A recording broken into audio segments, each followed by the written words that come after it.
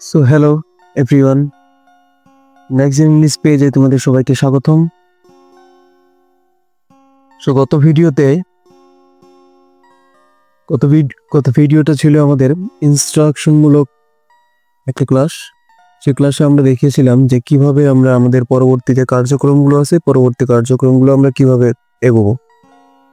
তো সেখানে আমরা বলেছিলাম যে আমাদের ফার্স্ট টাইপটা হচ্ছে দুই ধরনের, একটা হচ্ছে আমাদের বেসিক, একটা হচ্ছে আমাদের কোশ্চেন ওয়াইজ। তো আমরা যেহেতু গ্রামারে একটা স্কিল অর্জন করতে যাচ্ছি, তাই আমাদের বেসিক সম্পর্কে অবশ্যই অনেক ভালো করে দক্ষতা থাকতে হবে। বেসিকের ছোট্ট ছোট্ট যে পয়েন্টগুলো থাকে সেই পয়েন্টগুলো সম্পর্কে আমাদের ইন ডিটেলস ইন ডেপথ আমাদের জানতে হবে। সো এই জন্য আমরা বেসিক নিয়ে একটু বেশি ডিটেলসে জানবো প্রত্যেকটা পয়েন্ট।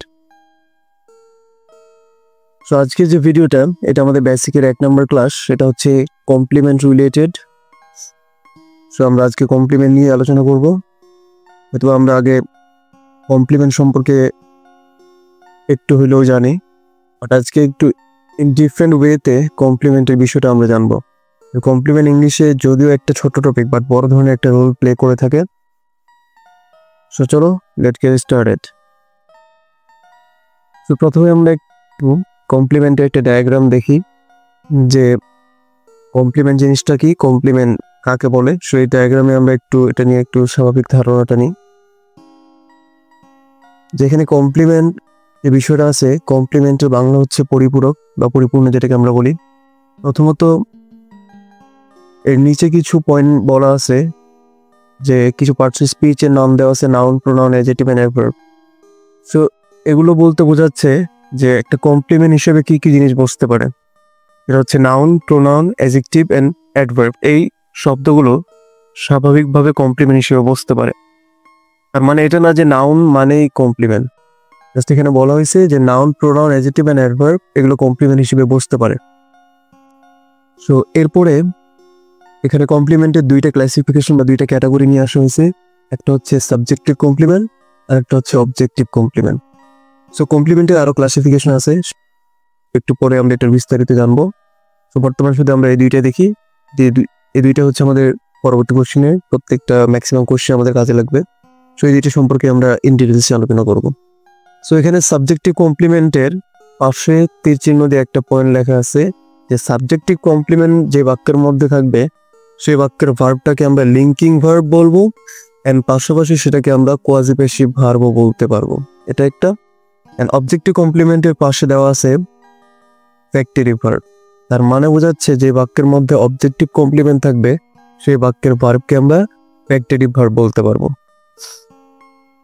তো এরপরে বলা আছে সাবজেক্টিভ এন্ড অবজেক্টিভ কমপ্লিমেন্টে কি কি বিষয়গুলো বুঝতে পারে। এরকম প্রথমে দেওয়া আছে noun and pronoun used as complement, adjective used as complement. তারপরে এখানে দেওয়া আছে এক্সট্রা একটা লোকেটিভ কমপ্লিমেন্ট, হয়তো সেটা সম্পর্কে আমরা এখনো অবগত না, পরে আমরা এটা নিয়ে বিস্তারিত আলোচনা করবো। এরপরে দেখো অবজেক্টিভ কমপ্লিমেন্টের সেম জিনিস, সেখানে নাউন প্রোনাউন কমপ্লিমেন্ট হিসেবে বসে, অ্যাডজেক্টিভ কমপ্লিমেন্ট হিসেবে বসে। আমরা যদি কিছু উদাহরণে আসি এবং সাবজেক্টিভ কমপ্লিমেন্টের বিষয়টা কি, এখানে বলা আছে হি ইজ আ টিচার। আমরা প্রথমত মাথায় রাখবো আমাদের ভার্বের পরবর্তী অংশে যদি কোনো নাউন থাকে এবং ভার্বের পরবর্তী অংশে যদি কোনো নাউন থাকে এবং সেই নাউন এবং সাবজেক্ট এই দুইটা যদি একই জাতীয় ব্যক্তিকেই বোঝায়, তাহলে সেই ভার্বের পরবর্তী অংশটাকে আমরা কমপ্লিমেন্ট ধরবো। যেরকম এখানে বলা আছে হি ইজ আ টিচার, সে একজন শিক্ষক। সো এখানে এই বাক্যের মধ্যে সে আর শিক্ষকের মধ্যে কোনো পার্থক্য নেই, দুইজনেই একটা ব্যক্তিকে ইন্ডিকেট করছে।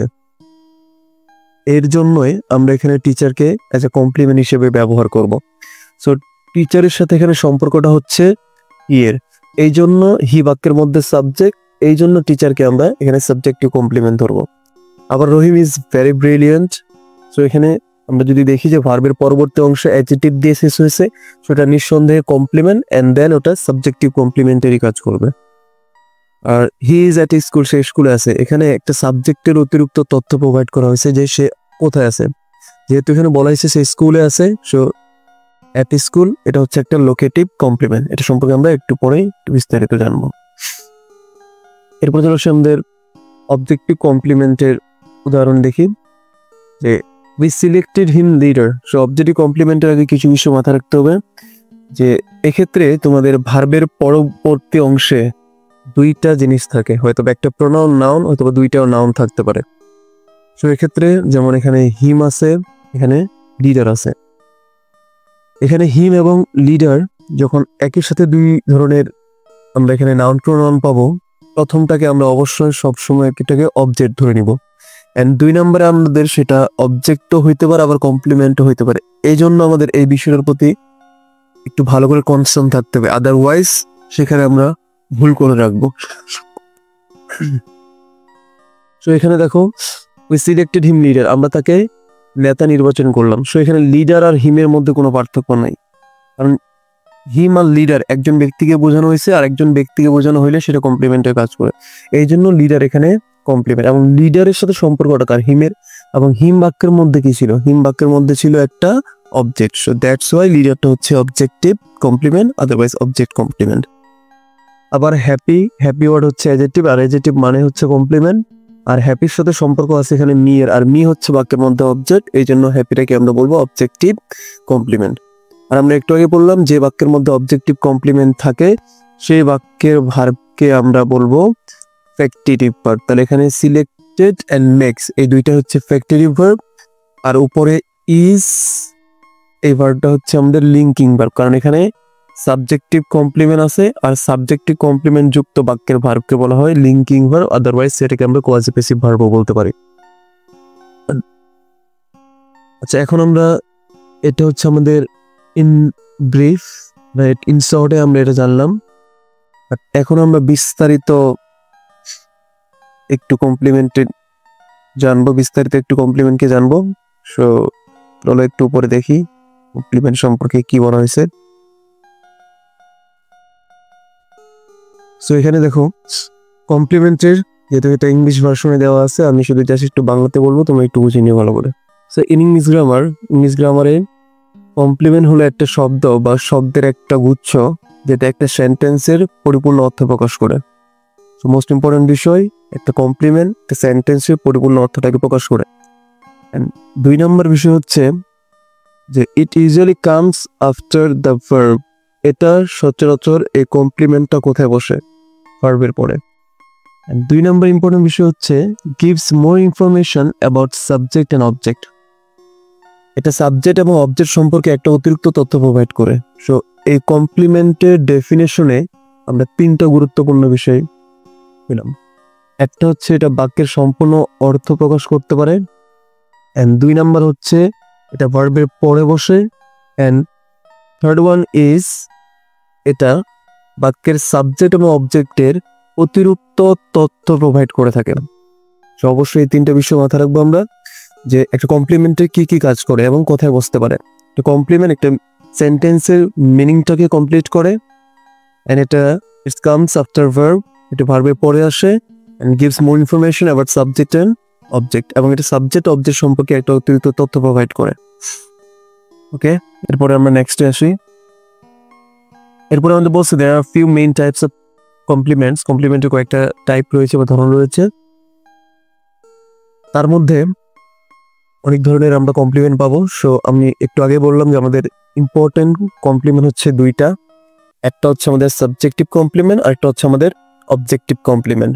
সো আমরা সাবজেক্টিভ কমপ্লিমেন্টে একটু আগে বললাম যে এই কমপ্লিমেন্টের সম্পর্ক টোটাল লিঙ্ক থাকবে সাবজেক্টের সাথে, তখন এটা সাবজেক্টিভ কমপ্লিমেন্টে কাজ করে, আর যদি এর লিঙ্ক থাকে অবজেক্টের সাথে তখন এটা অবজেক্টিভ কমপ্লিমেন্টের কাজ করে থাকে।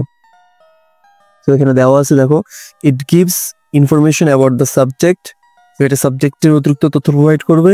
ইট usually follows linking verbs like be, seem, become, look. একটু আগে আমরা পড়লাম যে সাবজেক্টিভ কমপ্লিমেন্ট সাবজেক্টের অতিরিক্ত তথ্য প্রোভাইড করে, এবং সাবজেক্টিভ কমপ্লিমেন্ট যে বাক্যের মধ্যে থাকে সে বাক্যের ভার্বকে আমরা লিঙ্কিং ভার্ব বলে থাকি। জাস্ট এখানে একটু বলা হয়েছে যে এই সাবজেক্টিভ কমপ্লিমেন্টে লিঙ্কিং ভার্বকে ফলো করে। এক্সাম্পল হিসেবে দিচ্ছি she is a doctor. So এখানে সি অ্যান্ড ডক্টরের মধ্যে কোনো পার্থক্য নেই, যেই সে হচ্ছে ডক্টর, এই জন্য ডক্টরটা এখানে সাবজেক্টিভ কমপ্লিমেন্ট। আবার দ্য স্যুপ টেস্টেস ডেলিশিয়াস, সেখানে ডেলিশিয়াস ওয়ার্ডটা হচ্ছে অ্যাডজেক্টিভ। আমি একটু আগে বললাম অ্যাডজেক্টিভ থাকা মানে আর তার আগে যদি সাবজেক্ট থাকে তাহলে সেটা সাবজেক্টিভ কমপ্লিমেন্টই হয়ে থাকে। এন্ড এরপরে আমরা দেখি আমাদের অবজেক্টিভ কমপ্লিমেন্টে কি বলছে। So objective complement it gives more information about the object of the verb. So এটা ভার্বের অবজেক্ট সম্পর্কে অতিরিক্ত তথ্য প্রোভাইড করে and it comes after the object and completes its meaning. So এটা মোস্ট ইম্পর্টেন্ট বিষয় যে অবজেক্টিভ কমপ্লিমেন্টটা কোথায় অবস্থান করে। সো এখানে বলা আছে যে it comes after object and completes its meaning. এটা অবজেক্টের শব্দের কমপ্লিমেন্ট অবজেক্টের পরে বসে এবং এর সম্পূর্ণ অর্থটাকে পরিপূর্ণ করে। অবশ্যই এই বিষয়টা আমরা মাথায় রাখবো। এর এক্সাম্পল দেখি, দে ইলেক্টেড হার প্রেসিডেন্ট। সো এখানে হার এবং প্রেসিডেন্ট একজন ব্যক্তিকে বোঝানোর জন্য, একজন ব্যক্তিকে যেহেতু এখানে বোঝাইছে এই জন্য, সো এখানে একজন ব্যক্তিকে হার এবং প্রেসিডেন্ট হিসেবে একজন ব্যক্তিকে বোঝানো হয়েছে, এই জন্য প্রেসিডেন্ট এখানে অবজেক্টিভ কমপ্লিমেন্ট। আবার নিচের বাক্যে হিম এবং ক্যাপ্টেন দুইজন দিয়ে একজন ব্যক্তিকে বোঝানো হয়েছে, এই জন্য ক্যাপ্টেনও হচ্ছে এখানে একটা অবজেক্টিভ কমপ্লিমেন্ট, কারণ এখানে ক্যাপ্টেন হিমকে ডিসক্রাইব করছে আর এখানে উপরে প্রেসিডেন্ট, ক্যাপ্টেন হিমকে ডিসক্রাইব করছে এবং উপরে প্রেসিডেন্ট সি এর একটা অতিরিক্ত তথ্য প্রোভাইড করছে, তবে হারের অতিরিক্ত তথ্য প্রোভাইড করছে। এন্ড অবশ্যই আমরা মাথায় রাখবো এই বাক্যে, এই দুইটা বাক্যের যে ভার্বগুলো আছে, এখানে ভার্ব হচ্ছে একটা সিলেক্টেড, একটা হচ্ছে মেড। এই দুইটা ভার্ব আমাদের ভেক্টিভ ভার্ব, কারণ আমরা জানি যে বাক্যের মধ্যে অবজেক্টিভ কমপ্লিমেন্ট থাকে সেই বাক্যের ভার্বকে আমরা ভেক্টিভ ভার্ব বলে থাকি। সো আরো দেখি আমাদের বিস্তারিত আর কি বলছে সাবজেক্টিভ কমপ্লিমেন্টে। আমাদের সাবজেক্টিভ কমপ্লিমেন্টে কি বলছে, আর subjective complement more commonly called as subject complement. So subject complement কে অনেক সময় subject complement ও বলা হয়, is a word or phrases that follows a linking verb or idiom to describe the subject of the sentence. It gives more information about the subject and completes its meaning. So এগুলো আমরা একটু আগে পড়লাম, এটা যতগুলো এখানে দেওয়া আছে এগুলো আমরা একটু আগে জাস্ট সবকিছু আমরা দেখলাম যে একটা সাবজেক্ট হচ্ছে একটা শব্দ বা একটা ফ্রেজ যেটা লিঙ্কিং ভার্ব দ্বারা ফলো হবে এবং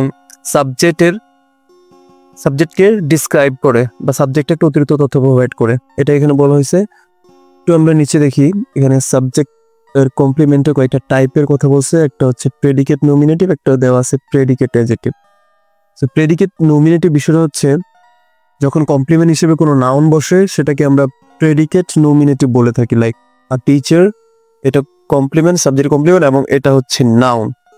সো দ্যাটস ওয়াই এটা হচ্ছে আমাদের একটা predicative nominative, predicate nominative. So আবার নিচে দেখো এখানে প্রেডিকেটিভ অ্যাডজেক্টিভ হচ্ছে যখন সাবজেক্টিভ কমপ্লিমেন্ট হিসেবে একটা অ্যাডজেক্টিভ থাকে সেটাকে আমরা প্রেডিকেটিভ অ্যাডজেক্টিভ বলে থাকি। নিচে যদি এক্সাম্পল দেখি যেখানে লেখা আছে he seems tired, he seems tired. So tired word হচ্ছে একটা অ্যাডজেক্টিভ, আর অ্যাডজেক্টিভ বাক্যের মধ্যে থাকলে সেটাকে আমরা প্রেডিকেটিভ অ্যাডজেক্টিভ অথবা প্রেডিকেটিভ অ্যাডজেক্টিভ কমপ্লিমেন্ট আকারে ধরতে পারি।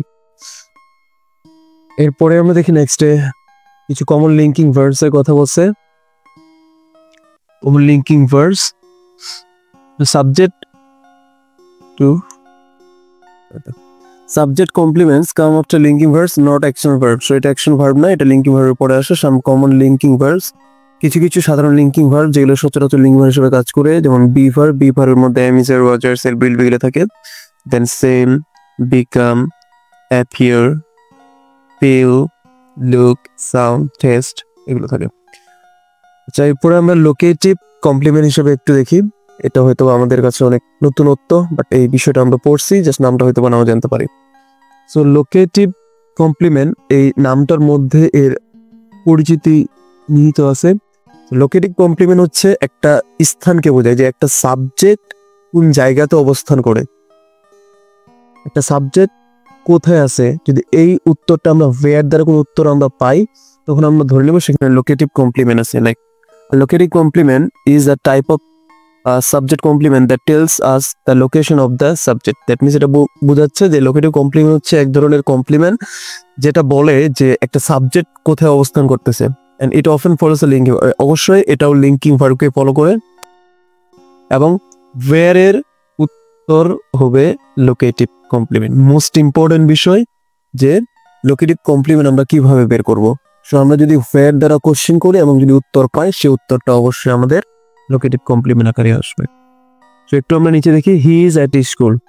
সে স্কুলে আছে। এখন আমরা যদি এখানে কোশ্চেন করি যে সে কোথায় আছে, ওয়্যার দ্বারা কোশ্চেন করি, ওয়্যার ইজ, তো উত্তর আসবে আমাদের অ্যাট স্কুল। সো অ্যাট স্কুলটা হচ্ছে আমাদের এখানে, অ্যাট স্কুলই হচ্ছে আমাদের এখানে লোকেটিভ কমপ্লিমেন্ট। আবার নিচে আরেকটা এক্সাম্পল দেখি, the book is on the table, বইটি কোথায় আছে, টেবিলের উপরে। তাহলে কোথায় দ্বারা কোশ্চেন করার পর আমরা উত্তর পাচ্ছি on the table. So on the table হচ্ছে আমাদের লোকেটিভ কমপ্লিমেন্ট। তো এরপরে আমরা দেখি আমাদের অবজেক্টিভ কমপ্লিমেন্ট সম্পর্কে বলছে। সো একটু আগে আমরা পড়লাম যে অবজেক্টিভ কমপ্লিমেন্ট হচ্ছে তোমার অবজেক্টের অতিরিক্ত তথ্য প্রোভাইড করে, এটা হচ্ছে আমাদের অবজেক্টিভ কমপ্লিমেন্ট। সো এখানে মোস্ট ইম্পর্টেন্ট বিষয় হচ্ছে স্ট্রাকচার।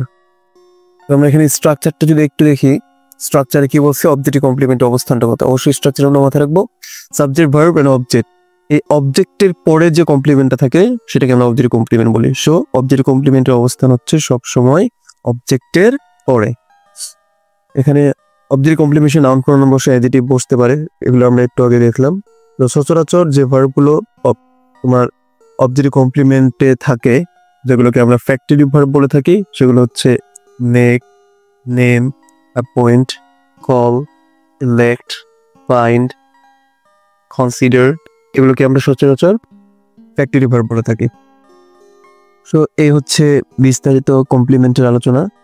অবশ্যই কমপ্লিমেন্টের আরো কিছু আলোচনা আছে, হয়তোবা সেগুলো আমরা পরবর্তী একটা কম্পারিজন ক্লাসে, অবজেক্টের সাথে কমপ্লিমেন্টের একটা কম্পারিজন আছে, সেটাতে হয়তোবা আরো কিছু আলোচনা আমরা দেখব। তো বর্তমানে আমাদের এখান থেকে আমরা কমপ্লিমেন্টের ক্লাসটা শেষ করতেছি। আরো কিছু ডায়াগ্রাম আমি একবার বলে দিই, যে এক কথায় এত ইতিহাস আমরা পড়লাম একটু আগে, এটা থিওরিটিক্যাল বিষয় পড়লাম, কিন্তু আমরা এখন সিম্পল একটা ডায়াগ্রামের মাধ্যমে সবকিছু বিষয় আরেকবার দেখে নিই। আমাদের প্রথমে বলা হয়েছে কমপ্লিমেন্ট জিনিসটা কি। কমপ্লিমেন্ট জিনিসটা হচ্ছে একটা সাবজেক্টের অতিরিক্ত তথ্য প্রোভাইড, সাবজেক্ট অথবা অবজেক্টের অতিরিক্ত তথ্য প্রোভাইড যেটা করে সেটাকে আমরা কমপ্লিমেন্ট বলে থাকি। এরপর কমপ্লিমেন্ট হিসেবে বসে কি কি, নাউন, প্রোনাউন, অ্যাডজেক্টিভ, অ্যাডভার্ব, এগুলো সচরাচর কমপ্লিমেন্ট হিসেবে বসে থাকে। অ্যান্ড মেন কমপ্লিমেন্ট কয়টা, দুইটা, একটা subject complement and then object complement. Subject complement, object complement. So subject complement কোনো বাক্যের মধ্যে থাকলে সেই বাক্যের ভার্বকে আমরা কোন ভার্ব বলবো, লিঙ্কিং ভার্ব, আদারওয়াইজ সেটাকে আমরা কোয়াসিপেসিভ ভার্বও বলতে পারি। এই দুইটার মধ্যে অবশ্যই পার্থক্য আছে, এটা পরবর্তী ক্লাসে আমরা শিখবো। এন্ড অবজেক্টিভ কমপ্লিমেন্ট থাকলে সেই বাক্যের ভার্বকে আমরা ডেফিনেটলি ফ্যাক্টরিটিভ ভার্ব বলবো, অবশ্যই এটা আমরা মাথায় রাখবো। এন্ড সাবজেক্টিভ কমপ্লিমেন্ট হিসেবে এন্ড অবজেক্টিভ কমপ্লিমেন্ট হিসেবে কি কি বসে, সো উপরে তো বিষয়গুলো আমরা দেখলামই, যে নাউন, প্রোনাউন, অ্যাডজেক্টিভ আর অ্যাডভার্ব, এই শব্দগুলোই এগুলো বসে। জাস্ট লোকেটিভ কমপ্লিমেন্ট আমরা এক্সট্রা করে একটু মাথায় রাখবো, যে যেটা জায়গাকে ইন্ডিকেট করে অথবা কোথায় দ্বারা, ওয়্যার দ্বারা কোশ্চেন করলে যে উত্তর পাবো সেই উত্তরটাকে আমরা লোকেটিভ কমপ্লিমেন্ট আকারে ধরবো। আর এক্সাম্পল তো বললাম। তো অবশ্যই এই কমপ্লিমেন্টের বিষয়টা একটু খাতা নিয়ে ভালো করে তোমরা সবাই এক্সারসাইজ করে ট্রাই করবা। এন্ড পরবর্তী এটার কি পরিমাণ গুরুত্ব আছে এটা পরবর্তী হয়তো বা টপিকে তোমরা বুঝতে পারবো। তো আজকে এখান থেকে শেষ করি, দেখা হবে পরবর্তী নেক্সট ভিডিওতে। ধন্যবাদ।